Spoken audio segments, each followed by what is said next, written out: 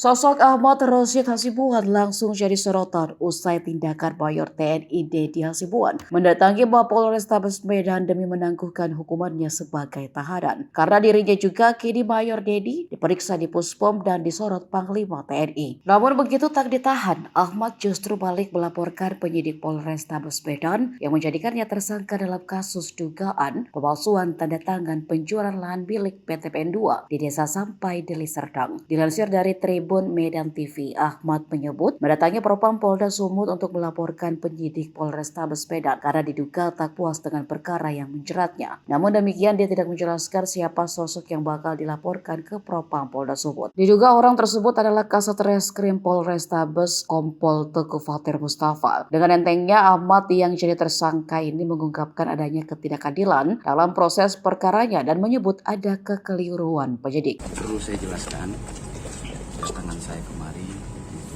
ke Propam Polda adalah untuk menyampaikan keberatan saya terhadap salah satu oknum daripada pihak Polresta Medan terkait masalah perkara pidana yang saya alami saat ini.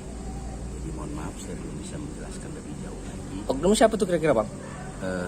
Nanti baru setelah saya dari membuat laporan dulu baru bisa saya tegaskan atau sampaikan. Tapi berkaitan perkara soal masalah abang tidak ditangguhkan kemarin ya bang ya? Ya. Apa yang mau diprotes, Bang? Saya tidak protes, saya hanya ingin menyampaikan ada kekeliruan. Ada sepertinya yang saya rasakan bahwa ketidakadilan dalam sebuah proses perkara. Hanya itu saja yang ingin saya sampaikan. Mohon maaf, saya akan jelaskan nanti setelah saya buat laporan. Oke?